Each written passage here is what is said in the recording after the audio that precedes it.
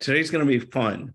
I'm going to share, besides sharing with you how the Miami real estate market is doing compared to the rest of the country, I'm going to share with you this app that I got on the App Store that me and so many others are totally addicted to. It's a free app, and I will share with you that at the end of the video. So make sure to watch the end of the watch till the end of the video, or if you don't want to watch, if you don't care about real estate, you just want to know about an app, just skip till the end.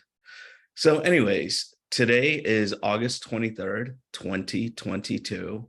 And our real estate market, the country's real estate market, how does that compare to the Miami market? And in order to know how the Miami market is compared to the country, you have to know what's going on in the country. So let's go back a few steps. So in January of this year, the interest rates, if you were purchasing a home back then, roughly 2/3 of the people purchasing a home throughout the nation were financing. So 1/3 were cash. And that was one of the highest numbers in a long, long time as an average number for the country of people purchasing homes, 1/3 being cash across the country.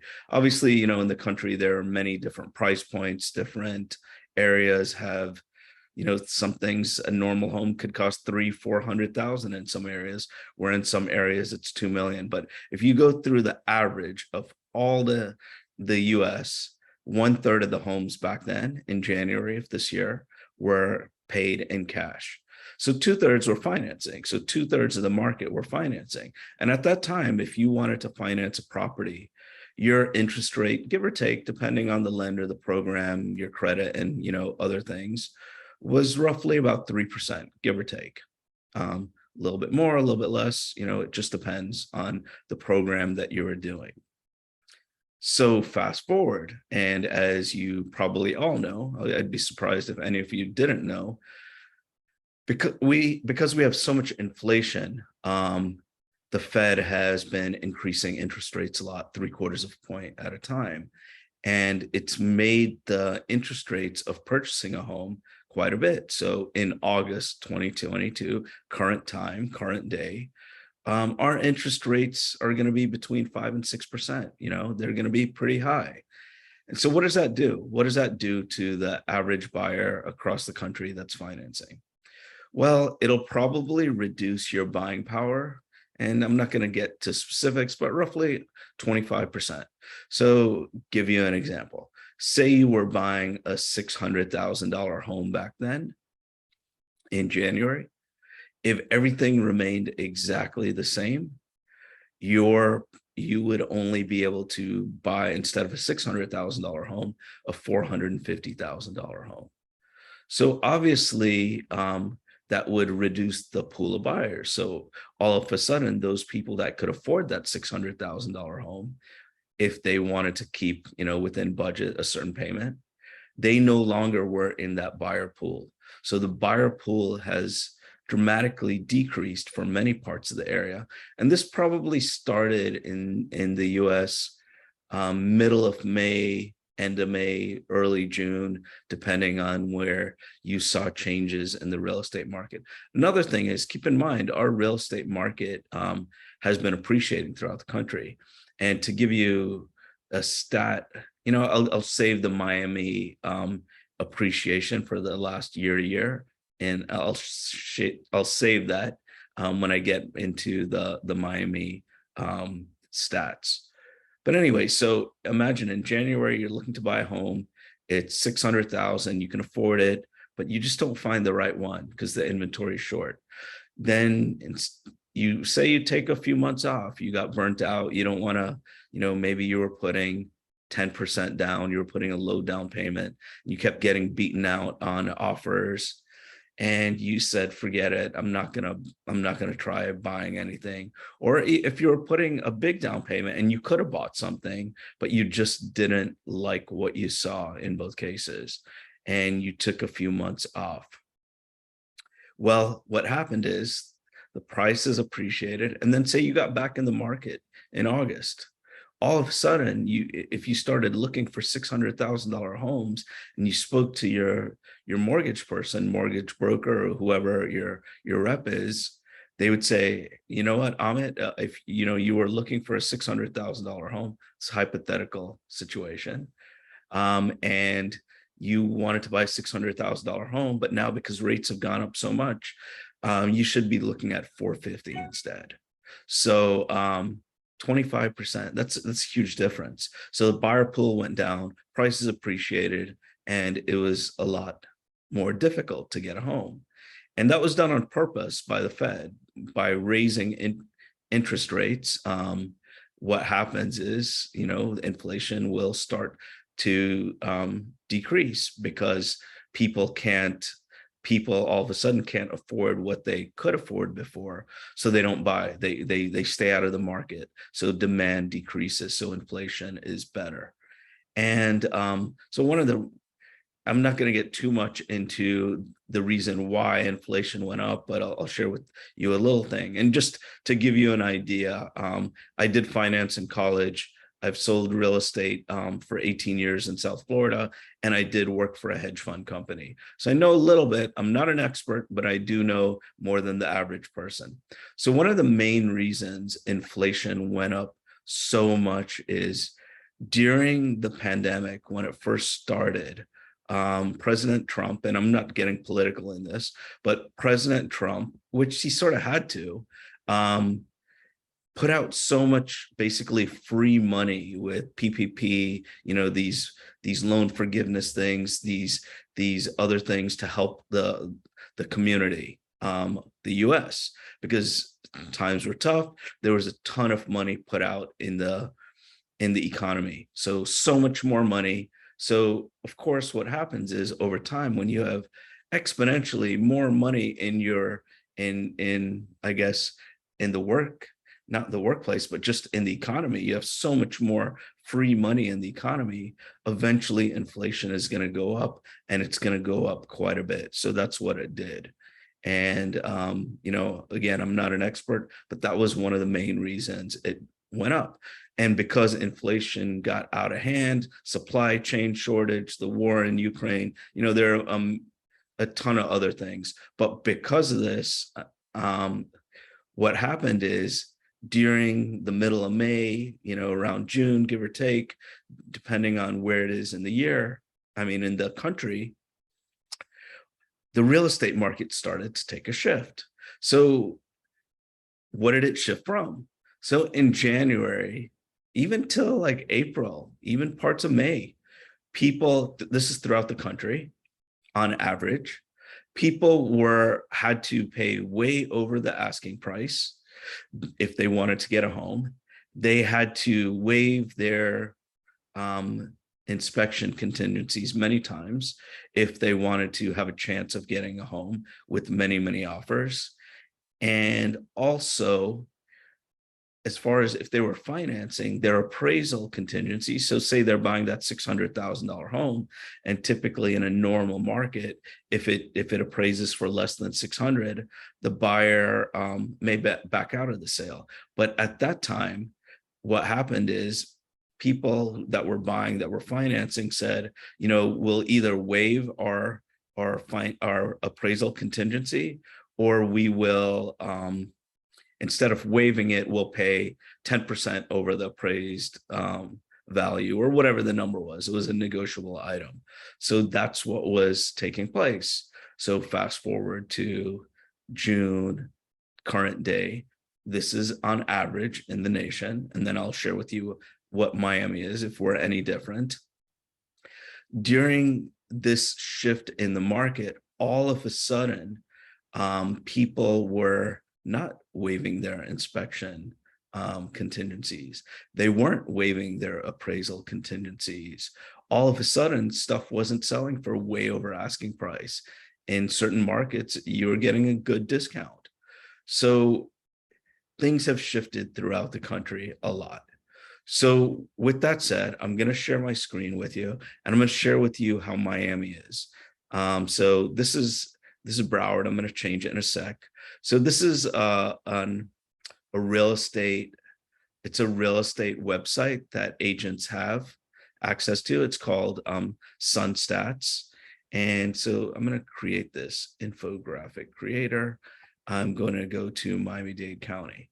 So what I'm going to share with you too is I'm going to share with you the luxury market. So in this case, luxury market, Miami-Dade County, I'm going to say it's $1 million or more.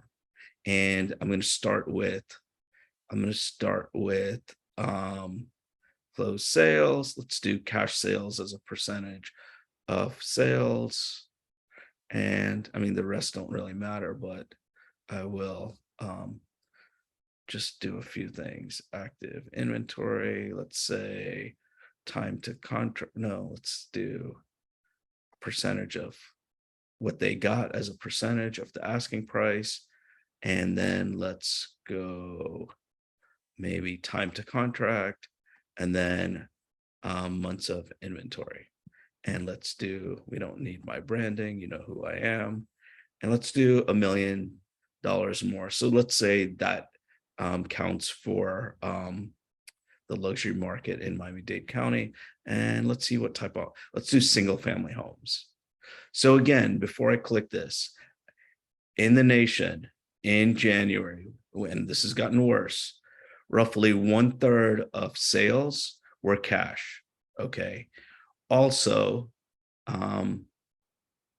there was a big seller's market, meaning sellers had a big advantage. Now the market is shifting and things are much different. So let me pull this up. So if you look at, and you know, if back then 66% of the people were financing, in Miami, current July, so not long ago, I don't have August because August isn't over yet, but in the Miami-Dade market, single family homes, $1 million or more, 53.8% were cash. Huge number. And last year we were at 46%. So more people are paying cash. Also, the time to contract was 32 days back last year. Now it's 25 days. The active inventory has gone up 47%. So we are starting to see a shift in our market a little bit with inventory. So that's sort of good. That means people have a bigger selection of properties to look at, to consider when they're purchasing. And the average for a single family home, and I'm not going to get into so many details when I do condos in a sec, but 96, so the average person got a 3.4% discount. Now they're getting a 3.7% discount. So not much of a difference. So let's go to townhomes. Same criteria. So townhomes, 65% of sales for condos $1 million more in Miami-Dade County were cash sales in July of this year. So that's roughly 2/3 of all sales in the condo market were cash sales in July. It's a huge number. It's gone down a little bit, but it's still a huge number. The time to contract used to be 87 days. Once a home was put on the market, it took 87 days for an offer to get accepted. Now it's 50 days, much less. Our inventory went down for condos. It was 10.6 months. It went down, you know, almost 30%. It's 7.6 months. So it's shifted a bit. And I'll do one last one. I'll do all properties in the luxury market, same criteria. And so out of every property, single family home, condo, townhome in Miami-Dade County in July of this year, 58.4% were cash sales. So only roughly 40% of the people were financing. So even though the rates went up, it's going to make less of a difference in Miami because a higher percentage are cash. So there's another thing too that makes our market do better than many other parts of the country, is because people are moving to Florida because of Florida does not have a state tax. So our biggest our biggest movers that are coming to Miami are people from California, the Northeast, and Chicago. So if you look at all those places, for the most part, prices are more than here. So rents are higher than here for the most part, much higher, and prices are much higher. So our rental market, which has been red hot, has gotten close to many parts of California, maybe not New York yet, where our rental prices are similar in many cases to theirs. But our single family condos, townhomes, our luxury properties, our regular properties aren't the same price as theirs. So it's still less here than there. So that's the luxury market. So how is it in the regular market in Miami? The regular market is different than the luxury market. More people in those markets aren't coming here to save on taxes because they have so much wealth, the luxury market sector, right? So they're moving here because they're working remotely a lot. So they are saving on taxes, but they're probably financing their property. So I would say this would be my best guess. I haven't seen the stats for this in the regular market. It's a little cumbersome to do it the other way if it's under $1 million.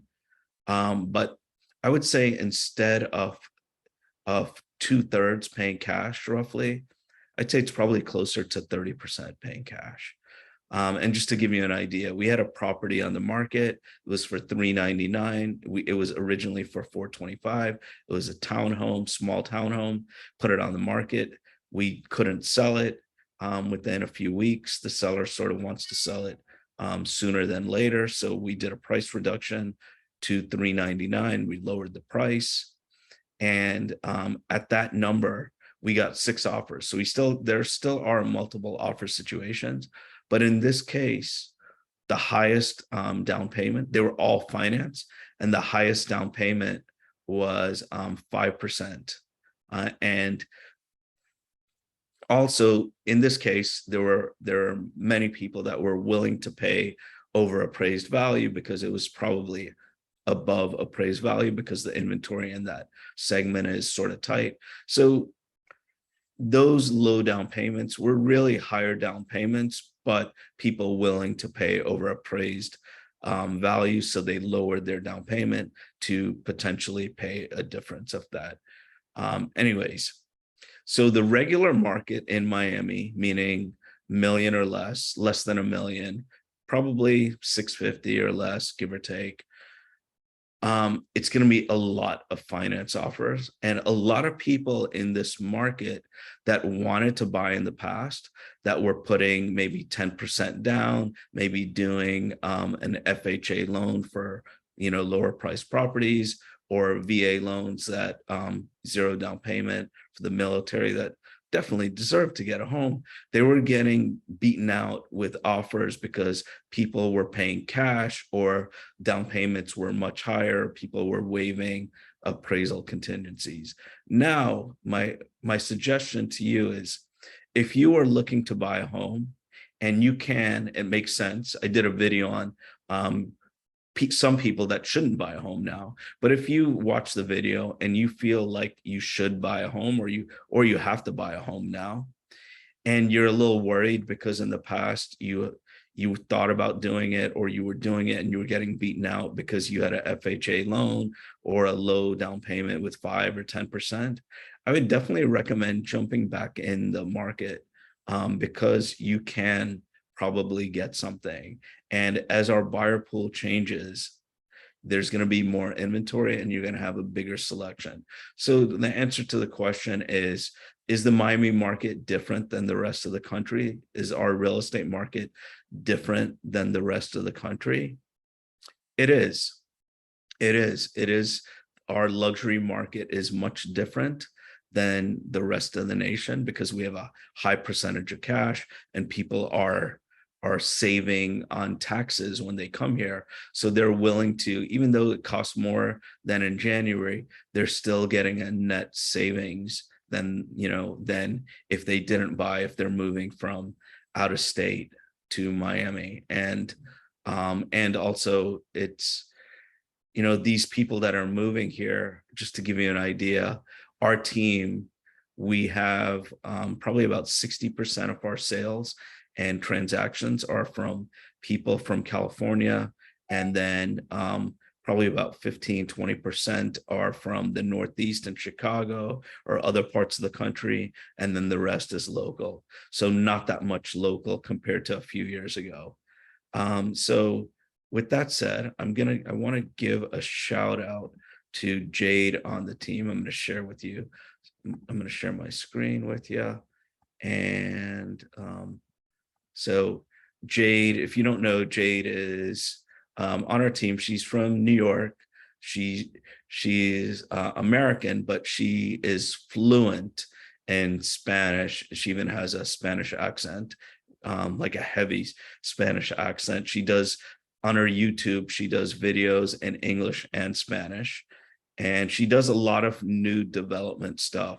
So if you're looking to buy something that's pre-construction and you want to know about it before others do, Google Jade. Her YouTube is her name, Jade Kalbacher.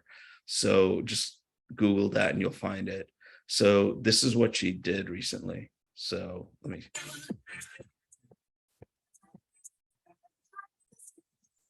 Okay, so that's the. I just wanted to give you a little bit of the music. If you haven't followed her, follow her. Will, Donna, Vico, Haley, Sophia. Follow us on Instagram if you want to get entertained. Sometimes if you want to see Miami real estate all the time, Jade is always posting about it. But look what she did in this week. Jade is 25, maybe 26. I think she's 25. I think she just turned 25. So a few months ago. So in like another kick-ass week in Miami, she was kind. She wrote, "Shout out to Amit for believing in me before I had any results." And I mean any, with laughing. And Sophia does such a great job on our team. She helps Jade with so much stuff, and the rest of the team as well. So in this past week, Jade closed a $912,000 property. She closed a $478,000 property. She did a lease for $8,200 a month, and she sold. She has an offer accepted for a $3.5 million property. This is in Fort Lauderdale, 3.55. And she also has an offer accepted for $550,000 this week. Vico on the team. This is crazy. You are the real estate, Miami real estate agent MVP. Congratulations. Very nice of Vico. Vico is killing it as well. He sold a property roughly $5 million. He has a bunch of stuff under contract. Whole team's great. I'm proud of everyone. Let me stop sharing. So the app I wanted to share with you. So I'm going to share with you first. Let's get back to the screen. In case my hair looks different, I did a hair transplant recently, my second one. They had to shave my head. And so the other transplant they did, and my recording is not, it's sort of blurry today. I'm not sure why, so sorry about that. But yeah, so when the first transplant is growing really, really, for me, great. I'm super happy with it. But right when I got to about the 1 year mark, I wanted to do a small, semi-small transplant. It took 1 day. The other one took a few days for the other one because they did a lot more work. So probably within 2-3 weeks, you'll see my hair growing a lot from the other transplant. The new transplant takes 6 months to a year before you start noticing much, and it could take up to 1.5 years to get the full results. So let me share that screen with you. That I wanted to share this app that it's pretty cool. So this app, it did it. So this was a picture of me, and I mentioned the hair because back then I had so much hair. So me, and to me it's weird. I feel like I look like Indian version of Carlos Alcaraz. Some of the gestures he makes doesn't look like him, but some of the gestures that he makes. But anyways, that's my dad. This is from many years ago. So this was a picture of us. His mouth was probably closed. So this app now, if I press play, it lets us sing. It uses artificial intelligence. I always tell you that our team uses artificial intelligence to negotiate, but this app uses artificial intelligence to make it look like you're singing, and then you can add music. And so let's play this. I'm probably going to play it 2-3 times. It's a short video, and I really love it. Hope you like it too. And I'll share with you where to get the app after.